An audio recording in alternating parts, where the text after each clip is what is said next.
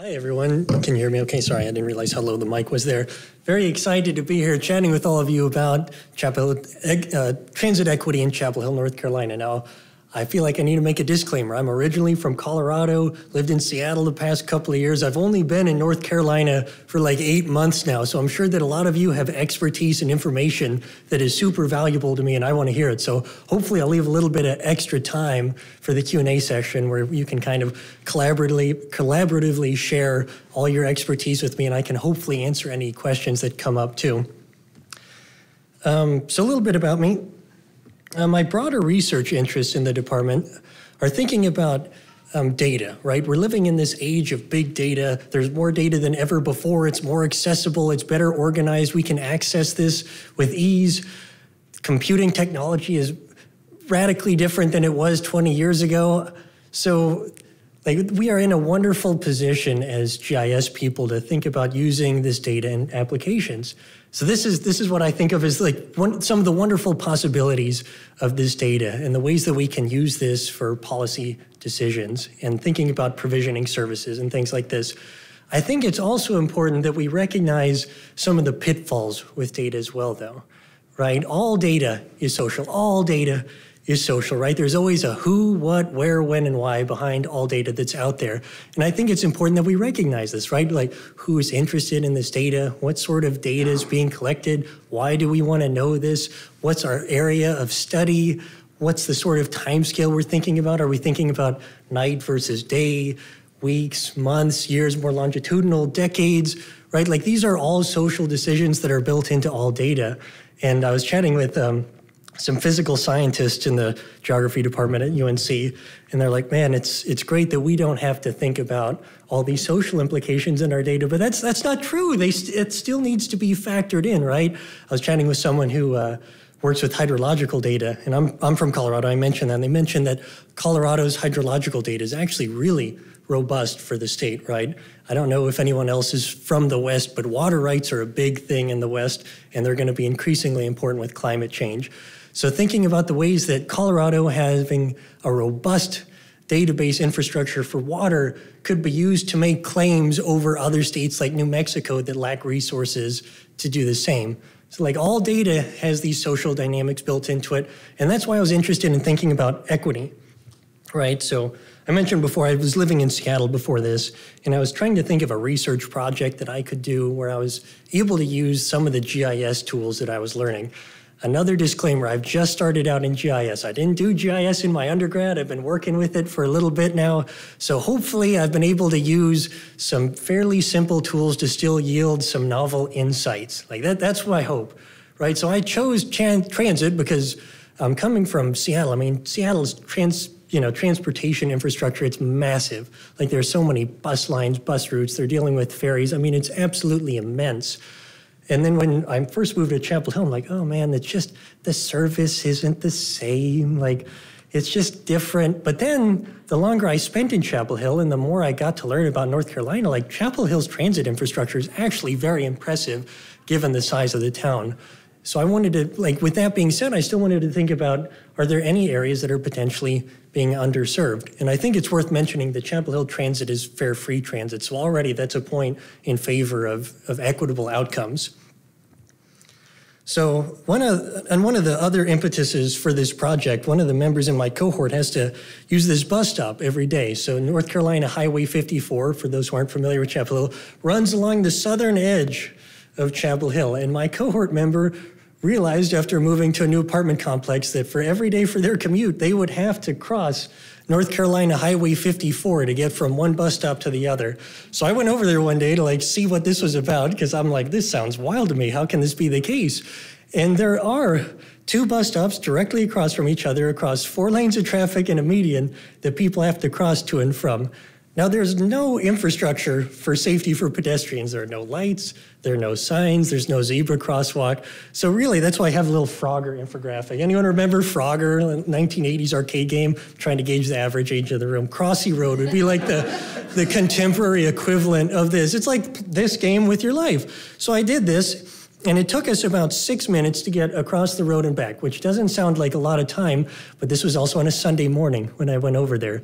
And I've been told that it's a considerably longer period of time to cross if you go on another day of the week. So this is us here in the median waiting for our next opportunity to cross the traffic. Now the traffic is moving at, like, the speed limit's 45 miles an hour, but we all know that means that everyone's going 50 or 55 or 60 miles an hour. So you can kind of see how this is a bit of a scary proposition.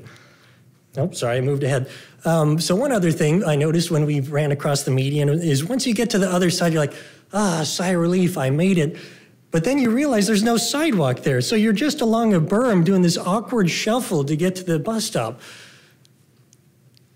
So that was one of the issues that kind of prompted this research in transit equity. And Lindsay's one alternative to getting to and from campus was a path. And I just put this picture up here because unfortunately this path is divided by a stream and there's no infrastructure over the stream as well. So we can kind of see how this is not a lovely proposition for commuting to and from, like, where Lindsay works, which is UNC. One other thing to mention, sorry, I want to go back here real quick. What are you going to do if you have an accessibility problem here, right? Like, there are 4 lanes of traffic. You have to move through it when it's 60 mile an hour traffic, anywhere from 45 to 60 mile an hour. And then you have to get through a median. Like, there's just no way that this is an accessible spot for someone. So for those of you who are unfamiliar, many of you probably know a lot more about Chapel Hill and Carrboro than I do, but this is kind of the study area that we outlined. So Chapel Hill and Carrboro, it's an interesting sort of dynamic between the two. I framed it as Chapel Hill. Chapel Hill has the name recognition, but they're 2 separate towns. They have 2 separate governments, but they both feed into the public transit infrastructure and have other shared services that they provide together, like the Chapel Hill schools, Chapel Hill Carrboro School District. So they're about 81,000 people. So when I was doing some research for thinking about transit equity, I came across this difference that's talked about in the literature between vertical and horizontal equity. And to me, horizontal equity is really just equality, right? We've all seen some sort of infographic like this, treating equal groups similarly. So this could be people in different block groups getting the same amount of per capita investment on infrastructure. And then when we're thinking about vertical equity, we're thinking about accommodating for the different needs of people, right? Meeting people at their needs and providing services accordingly. So this is the methodology we utilized. So we borrowed this methodology from a 2013 paper by Zhao and Deliven titled Transit Deserts, the Gap Between Demand and Supply. And this methodology was used to look at the transit equity in considerably larger urban areas. This was looking at Chicago, Los Angeles, et cetera. And we modified this methodology based on the accessibility of the data and just ease of use for this project. So for transportation demand, we looked at the census block group estimates for the percentage of housing units without access to a vehicle, and then the number of people 18 years and older, and multiplied those 2 figures together to try to get an estimate of how many people per census block group needed access to public transit. This was then normalized by area and converted to a z-score just to show the difference, kind of variation around the mean. And then we looked at 3 different indicators for transit supply. We looked at the number of Chapel Hill transit bus stops, the number of bus routes in the census block groups, and also computed the length of sidewalks, bike paths, and trails. And this latter data was taken from OpenStreetMap, so we had to reclassify some of it. So we looked and say, okay, Briar Paths, this seems like something people could potentially use to commute. We'll count this as infrastructure investment in transportation. So these were all normalized by area and then aggregated and turned into a z-score. And then to calculate the gap, it's just simple arithmetic, demand minus supply. And this is the final map project that came out of that, or map product that came out of this. And I'll walk through each individual piece of this, kind of highlight some of the patterns we observed through this study. So this was the map of transit demand. You can see in the center, the little yellow schoolhouse is UNC Chapel Hill. I know it's not the right color for the Tar Heel, spirit and pride, but unfortunately we chose blue for the ramp. So you can see immediately around the university, there's high demand. You would expect that. There are a lot of college students around the area.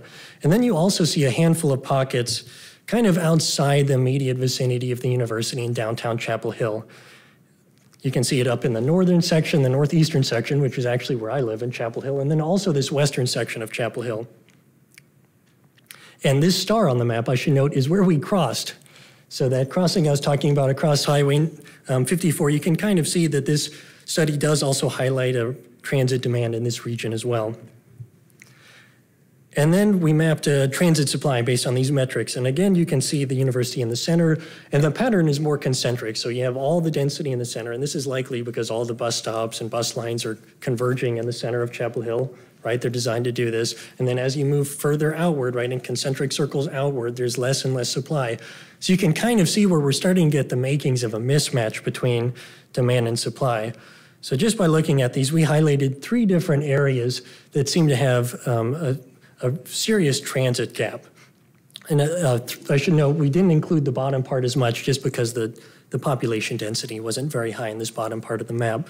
So we have western Chapel Hill, this northern region, and this northeastern region in Chapel Hill. So how does this compare to other sorts of demographic measures that we can use to think about equity? So we quickly put together a map on household income, and it does seem to be that the transit demand does have a correlation with household income. And then we pulled census data on the amount of non-white people per census block group. So the census has an interesting and evolving history on how they classify race and ethnicity. So we tried to just take a simple approach and say, okay, let's look at the only white population, invert that, and then we'll think about the non-white population and see if there are any striking similarities between the maps. And it does appear, especially in the northeastern area, that there is a strong like a large minority population in this area that we've identified as being underserved, and also the other areas, a less strong correlation.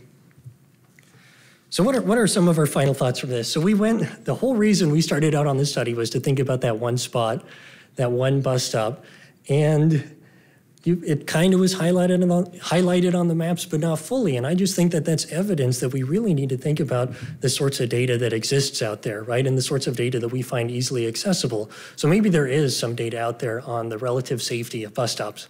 I don't know. I'd be curious to hear from all you if that's something Chapel Hill has, or if there's some more state-level database that has that information. But the next challenge is thinking about how to incorporate that into broader indexes, because that's not really done as much in the methodology. So I just think that's an interesting challenge, an opportunity for us in GIS. So this map, we think, is just a good tool for kind of making preliminary decisions before you can like ground truth it and talk with people and try like riding the transit yourself. Like I think these are all valuable ways to get more on the ground nuanced informations than what a map alone can provide. And then some future directions. I think it'd be very interesting to look at regional transit, right? We were looking at only Chapel Hill transit provided immediately within the Chapel Hill Carborough area. It'd be interesting to analyze the effectiveness of different bus routes. So most of the bus routes are designed to run immediately to the center of Chapel Hill. And it'd be interesting to consider whether or not that actually is serving the needs of all residents who need to get to the grocery store, who need to go see doctors and to run other errands in their daily lives. And then, of course, as I mentioned, thinking about how to incorporate other safety measures into the study. That's all I have. Thank you.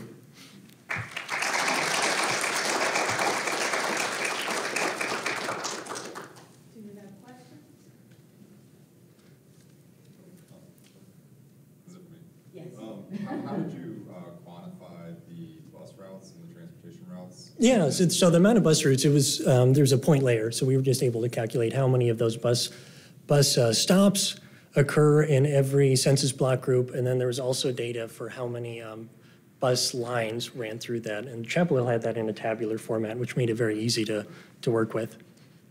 Mm-hmm. My question kind of similar. Would you consider just a bus stop, not like how many buses actually go per day to that stop? Yeah, so we didn't include frequency on this. So I think that'd be a great future thing to do. It's hard because the schedule, I think, is still impacted by COVID.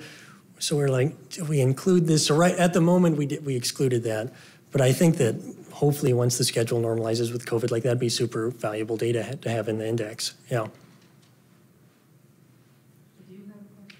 Yeah, you were talking about the sidewalks and trails data. Mm-hmm. How is that incorporated? Oh yeah, I'm sorry. Let's go back here. So these So these, on the transit supply, each one of these was normalized by area for the census block group, and then converted into a Z-score, and then those were just aggregated. Yeah. I had two questions. Mhm. One was in the map of Chapel Hill that showed different racial groups, or the white and the non-white. Oh, yes, yeah, let's go to that. Was Hispanic included in the white or non-white? This was, let's see here. Hispanic was included in the non-white, yes. And then the other question I had was, do you think that this would be impacted or informative on the way that Chapel Hill is expanding? I'm thinking particularly of like all the high-rise apartments that are being built and the infrastructure isn't really here to support that. Yeah, I think that's one of the interesting things, just having like lived in Chapel Hill and kind of gotten to get a better sense of what Chapel Hill is like. It seems to me that like the center part of Chapel Hill is still mostly single family housing. And as the town has expanded, then they've started to incorporate denser multifamily housing. And I think that, yeah, this is trying to point out that a lot of the infrastructure is kind of misplaced according to that growth pattern. Yeah. Mm-hmm. Have you considered accessibility to core services for certain populations? Yeah, we didn't in this, right? We were painting in broad strokes for this, but I think that's super valuable because, like, obviously, if most of these lines, as I mentioned, are designed to move to and from the university, and I think once you're, especially in the western part of this map around Carborough, there's less out there, so it's less likely that a route is going to be running alongside a grocery store or doctor's offices. It's mostly just residential on that side of Chapel Hill for most of the bus routes, so yeah, that's a major concern.